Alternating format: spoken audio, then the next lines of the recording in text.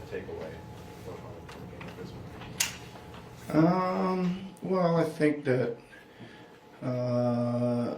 outside of the really poor start, right, we got into the game much better and played a lot stronger and a lot tougher and all that kind of stuff, and stayed with the game, for most part. And then we have a little, a couple rebounds. We got 3 stops to start the fourth, but they got offensive rebounds on all of them. Then we had a couple turnovers as well, so we kind of didn't take advantage of our possessions. It was a big key to the game, and we certainly started off early, just handing them the ball, right? And then we had a little spat of that in the fourth as well, which kind of opened the game back up. But for the most part, some of these guys played pretty good, played pretty hard, and executed pretty well. What did you make of Justin? Yeah, really good. I mean, I think he's really improving. Again, he gives a really good effort on the defensive end. He's capable of guarding, lots of positions defensively. He's got a good feel offensively. Again, the ball finds him because he's moving to the right place at the right time. Thought he took a good number of threes that were there. I thought he drove when he was supposed to.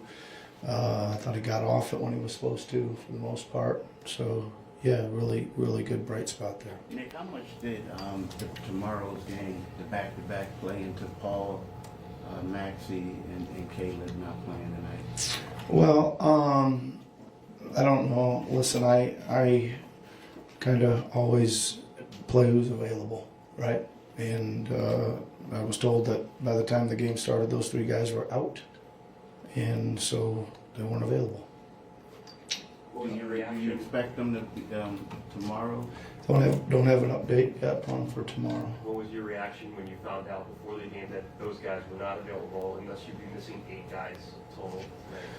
Yeah, my reaction is about the same as it's been most of the year. Is you take a little bit of a gut punch, and then you regroup and figure out the starting lineups, and you figure out the rotations, and you figure out what needs to change on the game plan as quick as possible, and then go play. Yep. That third quarter push that your guys made, what really stood out to you about the effort that was put forth during that? Well, we got good shots almost every possession, right? We threw 1 or 2 in late in the shot clock, but most of them we just kept moving it. We were getting off the ball. We weren't trying to over dribble it when we were guarded. We were moving it to the next side, moving it again, and running next action. And then the guys I thought they were hitting the paint, and they play really good.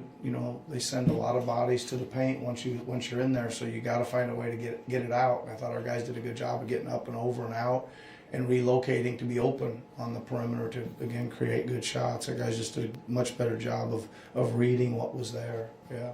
You mentioned recently. You were asking for clarity's sake, were you not given an explanation on Paul prior to the game? Because he was listed, Maxey was questionable, and that was kind of his listed as probable ankle. most of the day. So ankle. That was more of a. Yeah, I was given an explanation of his ankle. Wasn't quite good enough to go.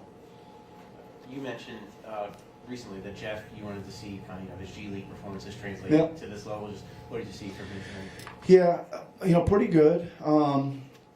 There's still, a few things I want him to do a little bit better. I think in that position, I always think that guy's got to be kind of, he's got to get a little dirtier. Right, that third guy, I want a little bit more pressure out of the third point guard. I want a little bit more, creating loose balls, getting on the floor for loose balls, running down long rebounds, adding some pace to the game, etc. He did do a good job of orchestrating and getting us into things tonight better than he's been doing. And then again, I think that he's a capable three-point shooter. I don't know what he took tonight, 2 for 5. He's just got opportunities coming off ball screens to pull the trigger on those. I'd like to see him shoot more of those. If they're gonna go under and give him those got to be kind of automatic pulls. And I want to see if he's high enough percentage. Got to take and make those. That's the right read. That's the right play at that time. And sometimes he hangs on to it a little bit longer to probe the paint because that's kind of what his specialty is scoring in the paint. Yep.